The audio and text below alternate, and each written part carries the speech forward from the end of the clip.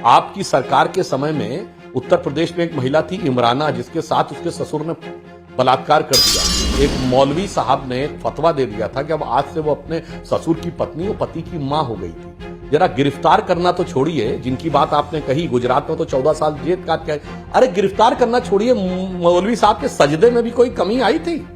आप तो वो हैं जिन्होंने आतंकवादियों के केस विड्रॉ किए थे। राजकुमार भाटी जी, आपसे तो मैं जरूर पूछूंगी कि काशी के सारे निवासी क्या पीकर शराब पीकर नाचते रहते हैं सड़कों पर?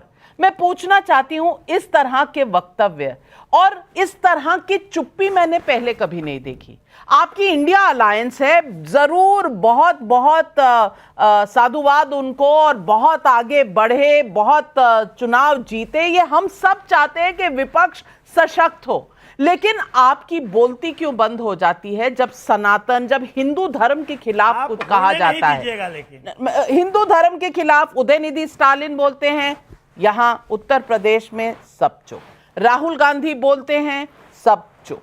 ऐश्वर्या राय के बारे में बोलते हैं तो अखिलेश जी ने, मैंने सवाल पूछा तो उन्होंने कहा गांधी जी के 3 बंदर की तरह हम ऐसे ही चलते हैं। राजकुमार भाटी जी, मैं पूछना चाहती हूं, अब भी चुप रहेंगे जब हिंदू धर्म का नाम लेकर शक्ति के बारे में जो राहुल गांधी ने कहा और बाद में पलट कर सफाई दी कि मैं तो धार्मिक बात ही नहीं कर रहा था?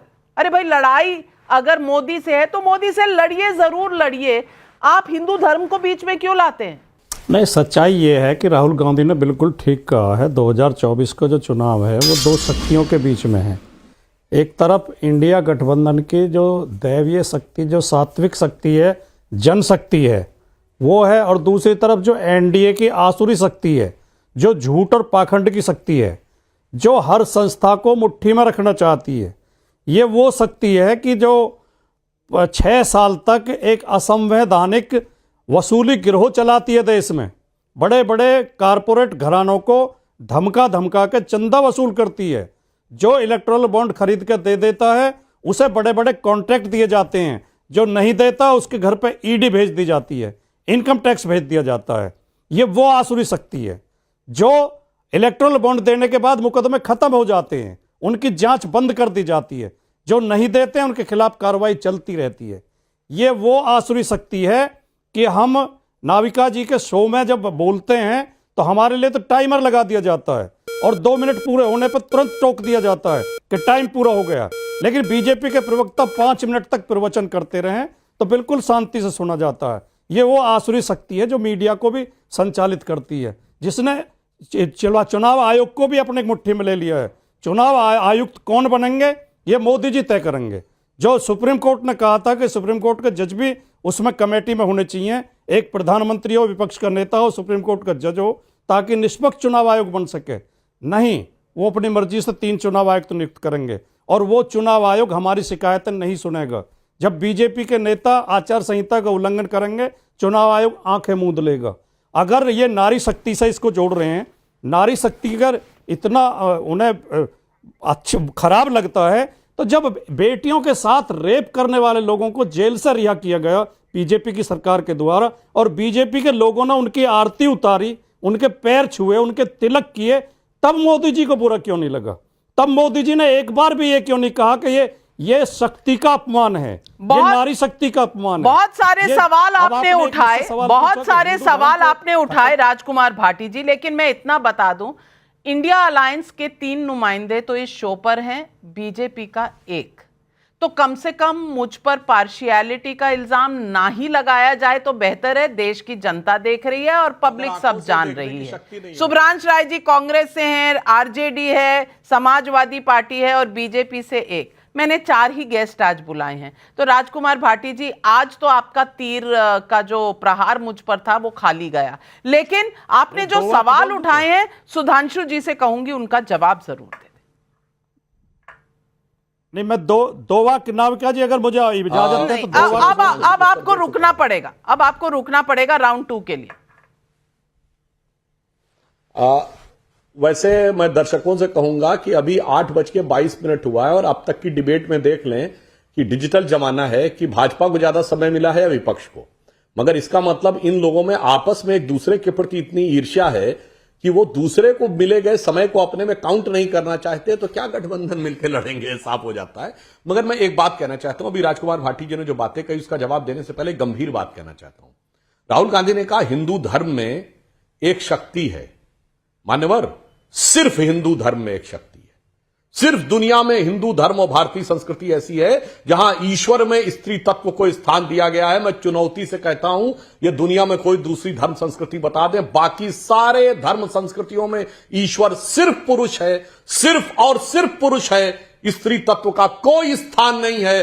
वेस्ट में तो थियोलॉजियंस ने यह तक कहा कि महिलाओं में जान नहीं होती है, तो कहीं पर विचक्राफ्ट एक्ट था, वगैरह वगैरह वगैरह। तो कम से कम यह ईमानदारी से कहिए, हमारे यहां सदैव शक्ति को साथ रखा गया। हमारे यहां सीताराम कहा गया, गौरी शंकर कहा गया, लक्ष्मी नारायण कहा गया, भवानी शंकर कहा गया, राधे कृष्ण कहा गया, माता पिता कहा गया। हमारे यहां गीता भी माता, गंगा भी माता, भारत भी माता है, गाय भी माता है। इसलिए दुख की बात यह है कि जिन्हें भारतीय संस्कृति के बारे में पता नहीं होता है, जो सीमेटिक थॉट से देखते हैं। यहां मैं एक और बात भी कहना चाहूंगा, आज कांग्रेस के सामने समस्या जानते क्या है?